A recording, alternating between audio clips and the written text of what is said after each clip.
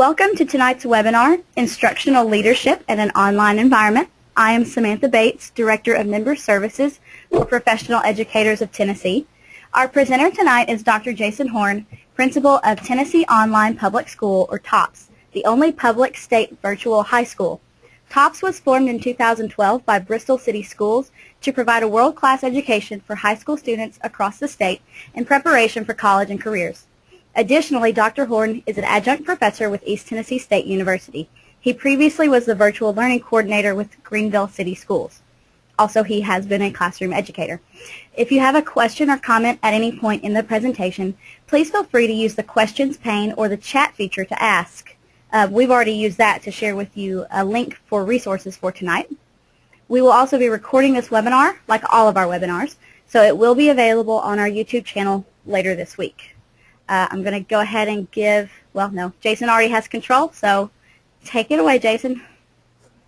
Well, thank you for joining this webinar, whatever time it is where you are. Good morning, afternoon, evening, and night. And we're going to talk about, and this is me, I just wanted you to see that I'm a real person before I click off of that. I assure you I'm human. All right, so I just want to talk about instructional leadership in an online environment. And the reason I feel like this topic is relevant because this is not only relevant for online classes, but it's also relevant for blended learning models that you see and flipped classrooms that are becoming more and more prevalent as school systems purchase and start using technology. We've seen a pedagogical shift, at least in successful programs, where the pedagogy is changing as well.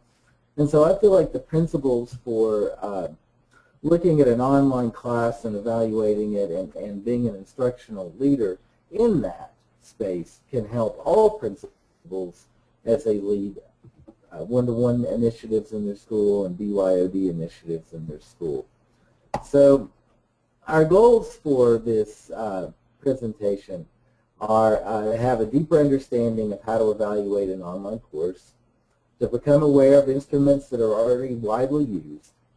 I would hope that you would be able to create a walkthrough instrument for an online class, or blended or flipped class. And then we're not going to take time and sit here in silence as you do that, but I would hope that you would do that just to sort of get some practice. I would also hope that you could sort of in your mind or on paper develop a professional development plan for a new teacher who has come into your school and needs to get on the same page as everyone else with blended and flipped learning. So that actually URL has changed, which is instead of horn_lf.html, it's just tops.btcs.org, lf.html. And I'm sure Samantha will press that link with this. Just to tell you quickly about myself, I am originally from Northeast Tennessee, from a little town called Gray, right outside of Johnson City. That's where I grew up and ended up becoming a French and English teacher. I graduated with my bachelor's in that from ETSU and got my MAT at ETSU and taught English in France, and then came back and taught French here and English here. And so I did that for quite a while, and then I got involved with online learning in 2007. I had the opportunity to pilot an online French course for summer school, and it was just a pilot, but it went really well, and I was really kind of fascinated with it because it married two things for which I was passionate, which were French and technology. So I became the virtual learning coordinator in Greenville after, I guess, proving myself in this little venture, and started developing some online programs and whatnot there. While I was attending ETSU for my EDD, a job came open in Bristol to design and lead a virtual school, and that's TOPS. And so I got that job, and I've been doing that now since 2012, and I really love it. And it's I've never been a brick and mortar principal. I've only been a virtual principal, but I have plenty of training to be a brick and mortar principal, and so I try to kind of marry those two worlds together, because people who are going to be leading virtual schools in the future are going to be coming from the brick and mortar environment. So I think it's important that we take a lot of the great instructional leadership qualities that principals already have and apply them to online. My areas of expertise, I would say, are in instructional coaching, because that's what I wrote my dissertation on, plus I had 2 years of intensive training in that.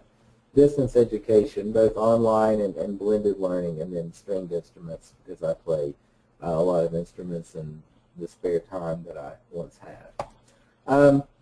Just to tell you just a little bit about TOPS so you know where I'm coming from as principal, we established TOPS in 2012 as a statewide virtual school, meaning I have students from Mountain City to Memphis, meaning the whole state, and we're a part of the Bristol, Tennessee City Schools LEA, and on paper we're just another high school in Bristol. The other one's Tennessee High School. All of our content for TOPS is homemade. We don't use a third party to get our content. Like, we don't purchase courses from K12.com or Florida Virtual School or somewhere like that. We make it all ourselves, and that's where I believe that's the best way personally. I'll probably talk about that a little bit later. For our learning management system, we use Canvas. If you don't know what that is, it's basically Blackboard, D2L, Canvas, Moodle. Those are some of the popular learning management systems, and all they are online software where you can set up a course. And our student population is roughly 250 students right now at TOPS, and that seems small, but we were at 40 students when we started, so we've grown quite a bit. Excuse me. You're going to have to edit out a lot of these coughs, Bethany. My beliefs are, and again, I hate to set all this up like this, but you have to know where I'm coming from, I guess, for this to make sense. But my beliefs are that online learning can be equal to or better than traditional brick and mortar learning. If I didn't believe that, I wouldn't be involved with a virtual school. Because what's the point if it can't be as good or better than what students are already getting? I believe that teachers, as human beings, are our most important and valuable resource and should be treasured.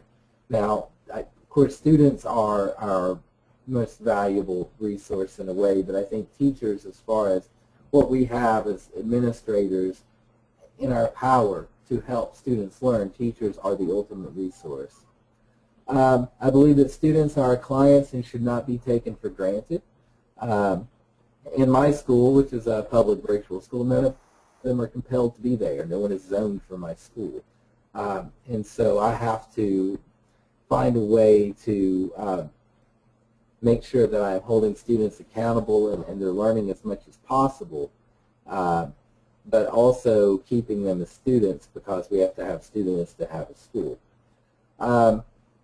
I believe that how a teacher designs work is causal to learning as opposed to teacher performance. And if you can't tell, I'm very heavily influenced by Phil Schlechte. We have virtually the same beliefs in a lot of this. I believe that a growth mindset applies universally, not to just students. So, I believe that we need to have a growth mindset about teachers as well as students. I believe that teacher evaluation should be solely focused on improving practice. I don't think they should be used for a gotcha or some kind of way to hold people accountable. I feel like it should be only used to improve practice, and I'll talk a little bit more about that later. And I believe that as a principal, teachers know more about their subjects than I do. I think they know more about their students than I do. I think they know how to teach their students more than I do. And I believe what students have, teachers know more about what students have a hard time learning, and teachers know why their subject is important more than I do. So I go into the principalship from a place of, this teacher is more of an expert at all of these things than I am. I am there to support them. And I feel like that place of humility is a good place to start as a principal and an instructional leader, because I believe that all leadership is service and not, I believe that hubris and pride are what destroy many instructional leaders. So let's get into the meat of what we're talking about, and let's look at the power you have as someone who is evaluating an online course versus someone who is evaluating a brick-and-mortar course. First of all, in a brick-and-mortar school, you're only going to be evaluating 90 minutes of instruction. So if you take that 90 minutes out of 180 school days, of which there are 360 minutes of possible time of instruction every day, is a very, very small sample size. Whereas in an online course, you can evaluate virtually the entire course if it's designed by the time you're getting to evaluate it. In a brick-and-mortar school, you might evaluate daily lesson plans, and I know some principals who require these robust and detailed lesson plans every day. In an online course, you can, again, look at the entire course. You can look at the student work. In a brick-and-mortar course, you can look at student work if you request it and the teacher gives it to you, if they haven't given it back to the students already, especially if it's in pencil paper format. If it's online, it's a little bit easier. But in an online course, you get to look at all student work and all teacher feedback, which is really important. The feedback is something that gets kind of lost in the shuffle when it comes to evaluating our teachers. And so, like I said before, it's less than, it's not even less than one, it's less than like half of 1% of all the time they spend in the classroom for you. So it's a very small sample size. If you observe somebody twice and they have 2 bad days all year and it happens to be those days, you're not really getting an adequate measure of what that teacher can do and what they're capable of. For online, you get to see 100% of what that teacher does in the classroom. And so for me, it's very powerful to have all of that access to what teachers are doing, from not only what instructional content are they providing the students, but you get to see student work, you get to see student discussions, you get to see teacher feedback for that student work, so you get to see everything, which allows you to be a better instructional leader. So I'm going to, I guess, open this to discussion. I don't know, Sam, if you and Bethany want to answer these. But the first question is, what do we hope to gain by doing evaluations and walkthroughs?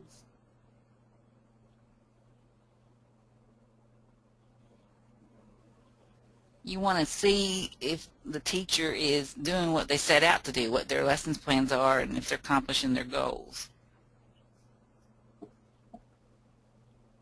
Sam, do you have an answer?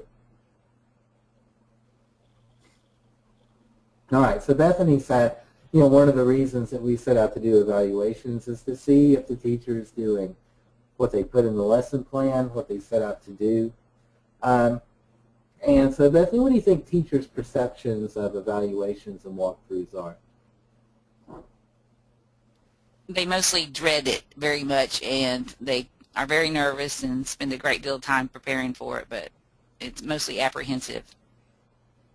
Right, and I agree with that. I mean, it's always the, even people that have been teaching for, over 30 years, their palms get a little bit sweaty on evaluation day. And, part of that is the, the fact that, if you're a level 3 or above teacher, you're only going to get observed twice. So, again, it's a very small sample size. It's a high-stakes evaluation. And so, and most of the processes for these are the same.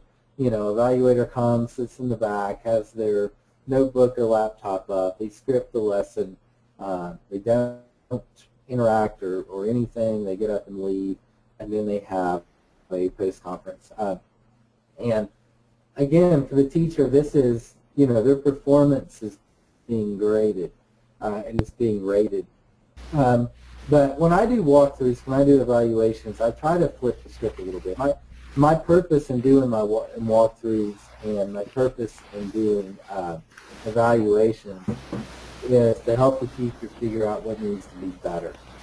And I've taken this approach since we started, and I've found that it has helped me be an instructional leader. because I can have more of a relationship that's side by side rather than top down, even with the state evaluations. And so I think for all evaluations, there's some basics that need to be there, but other than that, it just depends on the subject and the students. So with the team evaluation, it's pretty formulaic that, if you're working with a specific teacher on specific things in an online class, you can fine-tune your walkthrough evaluation to what that teacher needs and what that group of students needs. And I agree with you, Jason, about the teacher's perception and the role that the principal sees himself in. Even myself, I knew that the evaluations were for my betterment, but still it depended on who was evaluating me. If I knew it was someone seeking a weakness to dock me and it was going to be used against me, I viewed those evaluations totally different from those where I felt like the evaluator had my back and really wanted to make me a better teacher. And I like that you pointed out that your purpose fits in with your philosophy of teaching. Yeah, and the other point I'll make is that doing these online is so much more fair than what you get in a brick-and-mortar classroom. Again, I could be knocking it out of the park all year, get to my evaluation, and I was the type of teacher that I didn't alter what needed to be done in class just because somebody was going to come evaluate me. And if I had, a major test coming up on that day, then so be it. That's what happened. And so the level of engagement of students and everything would look a little bit different, giving an assessment than it would be leading, a ton of really fun activities and that sort of thing. And so online, I get to see everything teachers do, not just one day or not just 2 days, or even for level ones, I think it's like 6 days that they get evaluated. So it's really more comprehensive, and again, I think it's more fair. Scientifically, it's more reasonable, right? Because it's a total sample size. You're not just looking at a portion of what they do, you're looking at all of what they do. So I think that's why I'm able to be, I would say, I think, an effective instructional leader is because I'm not using, kind of this, I don't know, I just think it's kind of absurd, looking at 90 minutes. Looking at 180 minutes out of 180 days seems pretty absurd to me if I want to truly help a teacher improve their practice. So if you scroll up, or if you look up on the website that I gave you, and we're not gonna do this because it would, and I built this presentation honestly for an in-person thing, and I just didn't change it because I'm too busy to change much of anything these days. But if you look at the INACOL standards and you look at the Quality Matters rubric, these are two, the reason I provide them, these are two of the biggest that you'll see in K-12 online learning and also in higher ed online learning. I know that, I don't know if they still do, but East Tennessee State, use this Quality Matters for a long time. And these are the old editions. Those are available online. I'm not members of either INACOL or Quality Matters anymore, and so I didn't have access to the newest ones, but I can't imagine that they've changed that much. But if you look at these standards, and we'll just go down, just look at a few things. They're not that much different than a classroom observation. We're looking at goals and objectives. We're looking at whether the content is aligned with the content standards. We're looking at rigor. We're looking at information literacy and communication skills, and that's probably, you don't see that one much in a face-to-face class, but you definitely see it online. And then something we always have in face-to-face, multiple learning resources. you go over to the quality matters, you know, they focus on some other things such as are instructions clear, you know, are students introduced to the purpose and structure of the course. So the things that you would evaluate, I guess, in a syllabus in a brick-and-mortar classroom are evaluated in the information you provide online. So they're worth taking a look at, and, you know, if you're just starting out in your school with blended learning or flipped classrooms or something to that degree, or online learning, you might just pick one of these. The Quality Matters is a little bit easier to use, but you might just pick what you like from both of these and create your own walkthrough document to evaluate the work. And you know, here's some questions that when you're going over these, you can ask yourself. You know, what's similar about them? What's different? Do you think anything should be added? Do you think anything should be taken away? And again, this is something I planned for like a 15 or 20 minute kind of activity in a live presentation. So we won't do that here, but it's worth thinking about. And you know, again, when you have new people, especially like if you have a pretty strong blended model in your school, or if you have, you know, a lot of people that have flipped classrooms, you might even share these rubrics and have them give a self-evaluation. You know, this printout, if you print it all out, it's got the standards broken down for each one. But those are, you know, when I started as an online principal, I really immersed myself in these because I needed to have a good way of knowing whether I was doing a good job or not, and if my teachers were doing a good job. And unfortunately, you know, when things are new, especially in technology, some people are just relieved that they've got it up and running. And for them, that's sort of an indicator of whether they've done a good job or not. You know, it's like one-to-one initiatives. Like if all the kids have a laptop in their hand and none have been broken yet, then we've done a good job. And that may be true like in the first 5 minutes, but after that, you know, we need to kind of get moving and get, you know, make sure our students are learning what they need to learn. So what does an online course look like? And you know, by this point, many educators, many leaders in the field will have taken probably an online course in graduate school, or they'll maybe have taken a MOOC for professional development if they're really like on top of things.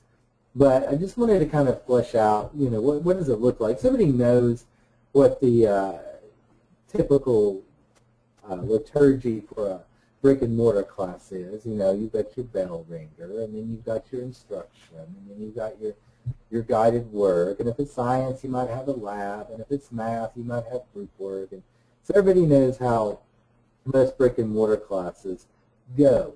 But for online courses, you know, there are a lot of different things. First of all, the first thing you'll have is a module description. In other words, most online courses are broken down into either thematic or weekly modules. And so it'll have a description, instructions, what is the student supposed to do.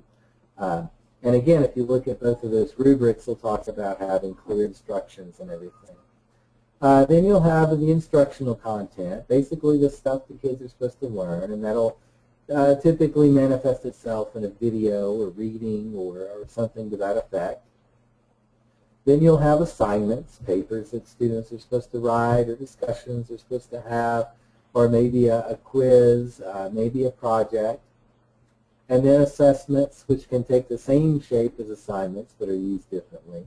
And then there's supplemental content that kind of ties things together, or maybe it's like a big idea, or maybe it's a differentiation piece that the teacher throws in there. So basically, when it comes to online learning, those are the 5 things that you're pretty much going to see in every module.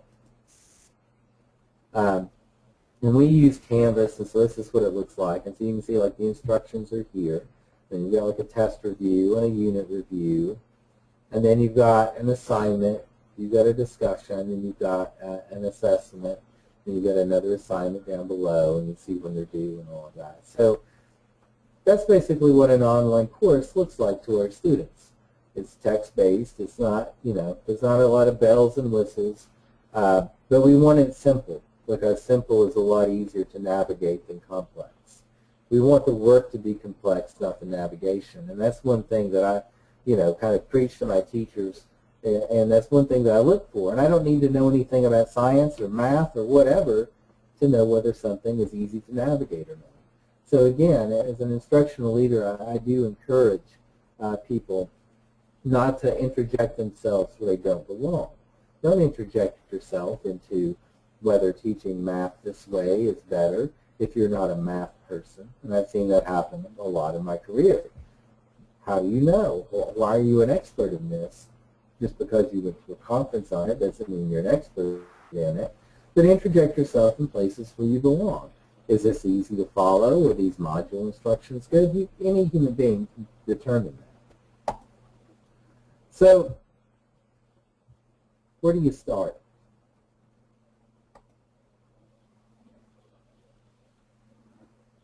For me, when I'm looking at online courses, the first place I start, like if the course is already built, then I've already evaluated it to see that the instructions are clear, the links work, all of that. And I make the teacher go through a checklist of simple things like, do all your links work.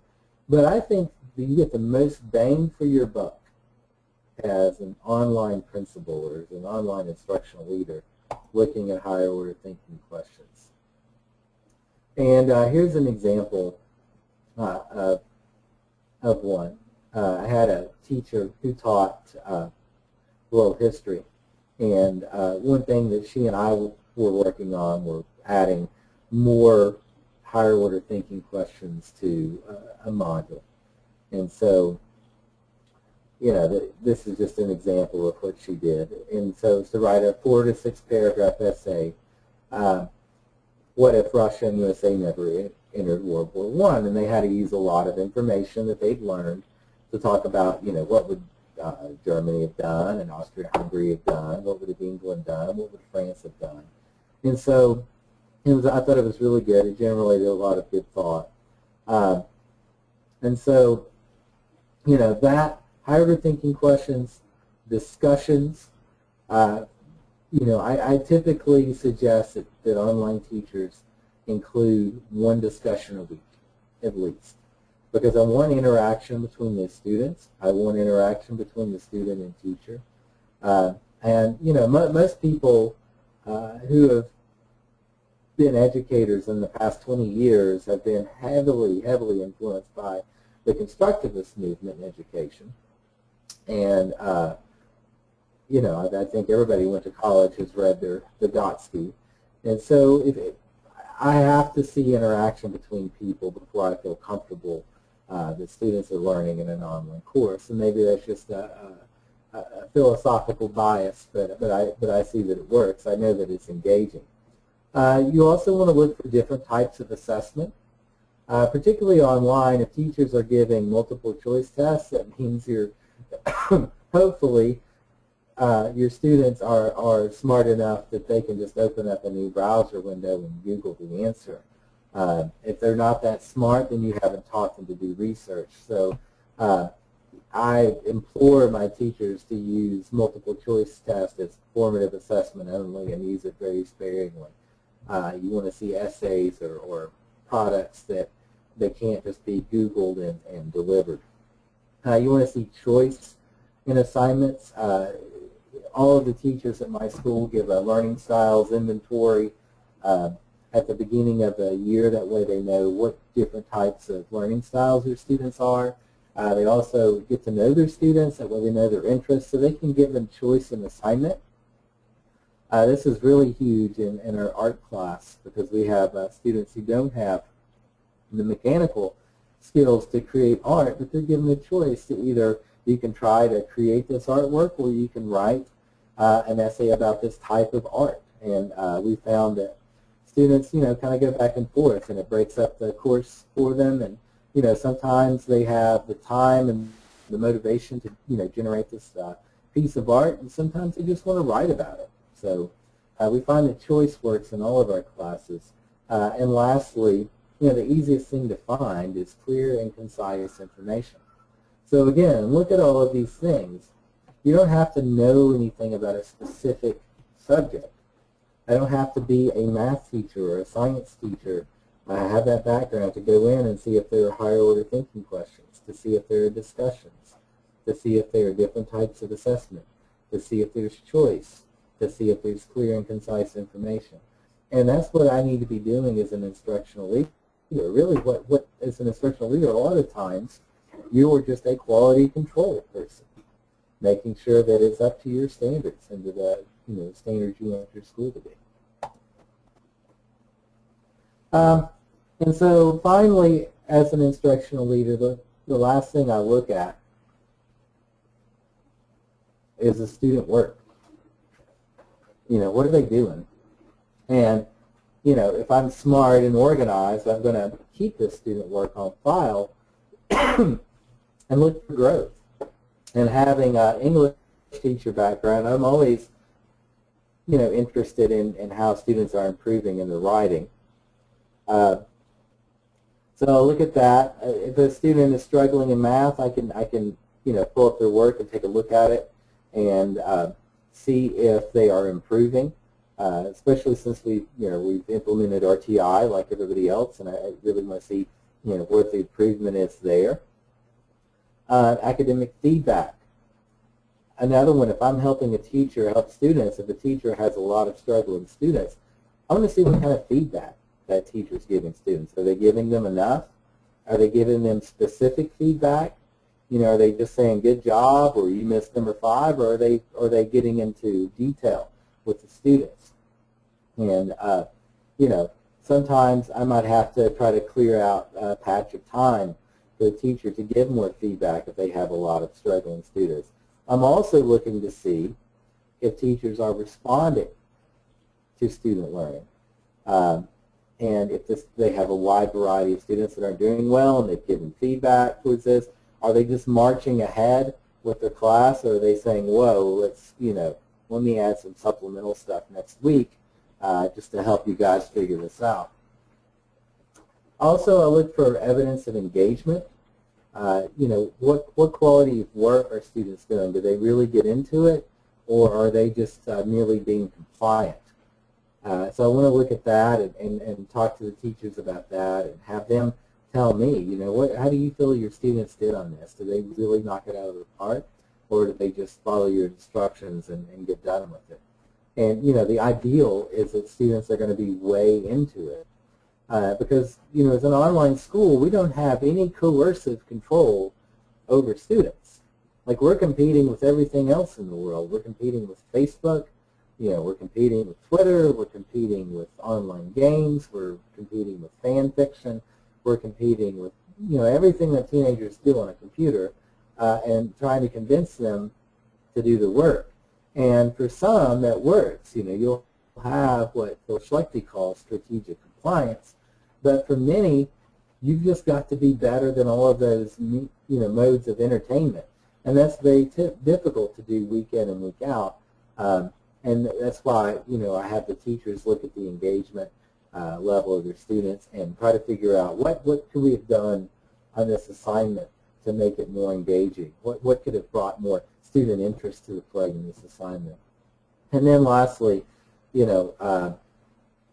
well, not lastly, but we look at, like I said before, looking at student performance, looking at student progress over time. Those are big things that I feel fortunate as an online principal that I get to see that. It would be very difficult for a brick and mortar principal with 60 teachers to really focus in and highlight that in students. So, but, as schools change, as more work becomes online, I really feel like brick and mortar principals can start building some of this into what they do as instructional leaders. So I'm going to talk about creating a walkthrough instrument. I think that particularly if you're leading the first year of a one-to-one initiative, or if you're leading the first year flipped classrooms, or if you have some teachers that you've just noticed are doing some things like this, you might change up what you do for a walkthrough. I know that a lot of school systems are now purchasing LMS such as Canvas or Moodle or Schoology, and so a lot of the work is online. So you need to have a way to rate that. You need to have a way to evaluate that and to give teachers feedback, because again, everything I said here about what teachers need to be doing for students are things that you need to be doing for your teachers in the same way. So just to look at my walkthrough document. Oh gosh, let me change that link. Hold on a second.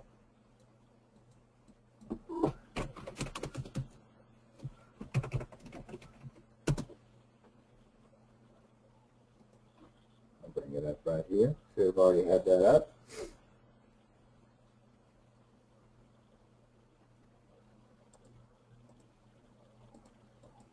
There it is. So in my walkthrough checklist, I try to keep it simple. And I don't believe in checklists per se as far as giving feedback, because that's not going to help anybody. And this one is for the very first of the year. But I want to see if the instructions are clear, if the students had an opportunity to discuss, was the workload appropriate? Is your grading caught up? Are you giving high-quality feedback? Is your personality evident from week to week? Now, that's sort of an abstract one, and it's sort of a strange one. But online classes that don't have any of the individual teacher's personality are not that good. They just aren't. This is why we don't buy content from someone, and this is why I don't allow teachers to teach a class that they themselves did not design. The ownership's not there, the personality's not there, and I don't know if it's because philosophically I'm an existentialist and feel like you need sort of a relationship with the student. The student needs to know you and you need to know them, but I want that teacher personality in there. A big one that is sort of a huge matzo ball that you could divide into. You could make your own walkthrough checklist for this, but it's a work engaging. Is the teacher using multiple resources? Do students have an opportunity to collaborate? And are students being asked higher order thinking questions? And what I do on this is generally, I'll check a few, but if I'll always have one I want to talk about, so I'll just, add a comment and type in the comment here. And give the teacher specific feedback, and then when I'm done, I'll save it as a PDF and send it to them, and that way they get the checklist and then they get all of my comments. Now, if this needs to be personal to you, this is the one that works for me. This works for my faculty because it's all stuff that we talk about on a regular basis. These are all things that I preach and just all things that just have to be in every single module every single week. So that's just something that that we do for our school. Yours might look totally different. You might have stuff that combines the brick and mortar part with the blended part or the flipped part. So you just need to make it personal to you. And if you can probably tell that all of this, sort of a synthesis of the Learning Matters one or the Quality Matters one and the iNACOL rubrics. I had a question. It said, let's see, does your high school offer online visual art classes, not art history? I'm just interested in how they're instructed with respect to hands-on work as possible. And yes, we do have visual art classes. The way they are instructed, first of all, we send a small supplies kit to them. And Art 1, basically, it's really just stuff you can find around the house. Art 2 is a little bit, it has a little bit more to it. but they are just instructed. Miss Karen Fine is my art teacher. She has taught art in numerous settings for nearly 26 years she has in now. And she makes instructional videos. I mean, they're you know, they're like Bob Ross. And she has different videos that she's found that she supplements it with, and a lot of written stuff. And in Art 1, you know, we're really looking at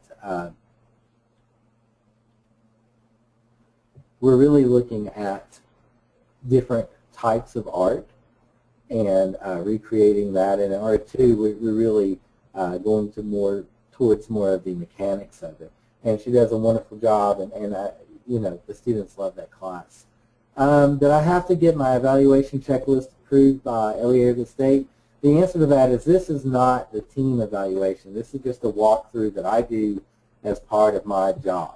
This is not an official evaluation or walkthrough that goes into anybody's personnel jacket or whatever. I keep them in OneNote organized just so I can do my own employee evaluations for me, myself, and I. The team for my full-time employees, I still have to do the team evaluation that every other school does, and they actually have a guidance sheet that you can use that, you know, you basically use the same stuff, and then when there is sort of a classroom behavior type stuff in the team evaluation, then they have a guidance sheet on what you can use instead of that. So my full-timers still get the official team evaluation that everybody else has to use. Good question. All right, let's get back to where we were. So that's my walkthrough instrument, and once I do this for like a month, then I'm ready to switch sort of pace with it.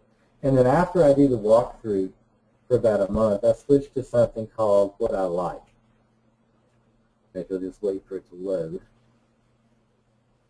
I should have already loaded it. And the reason I do What I Like is just a collection of things that from doing walkthroughs that I really liked. And I basically screenshot them, capture them in one document, and then share them with the entire faculty.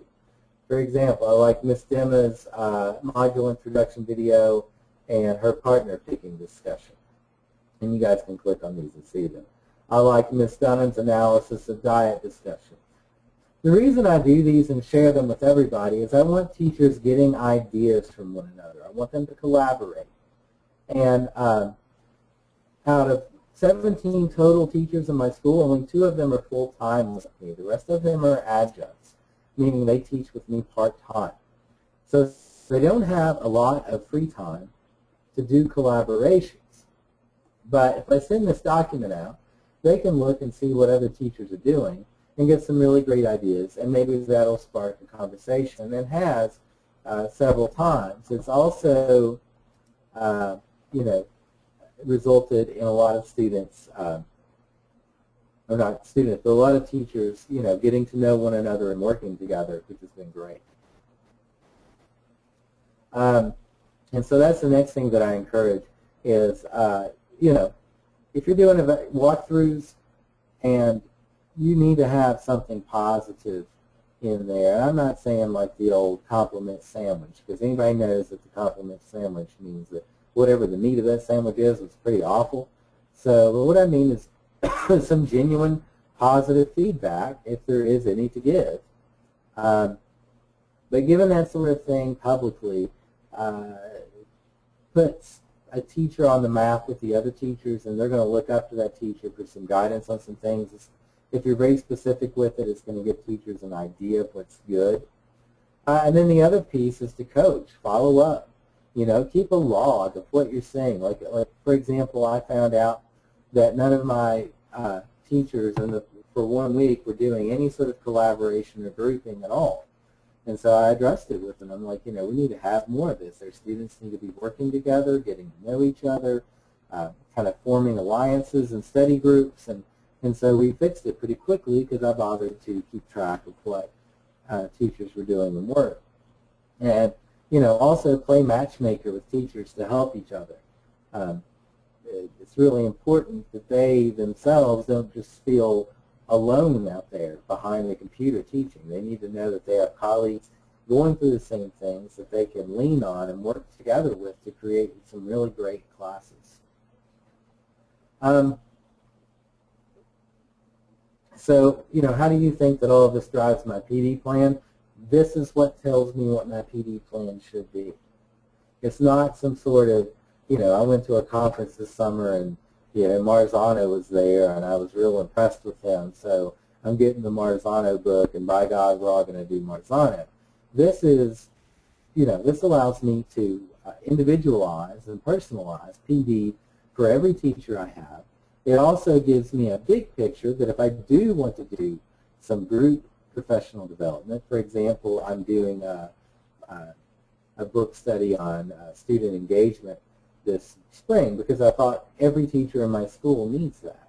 So, you know, this is what drives it and informs it, and I feel like that we're able to be really smart about it because not only can I see 100% of every bit of instruction that's going on in my school, I can see 100% of every student, of all the student work, I can see 100% of all teacher feedback that's given to students, and I can see 100% of every teacher's plan.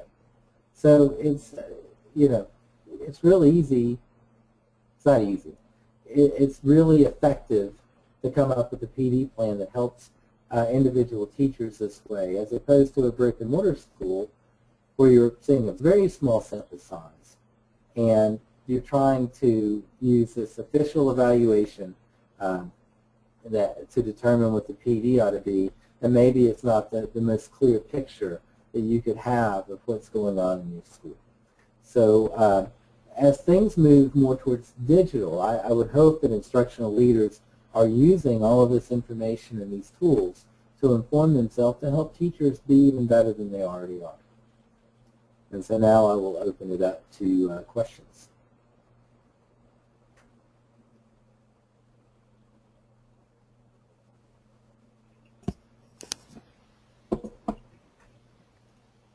Not seeing any new questions, but your art program is really impressive. Thanks. That's because Karen's very impressive.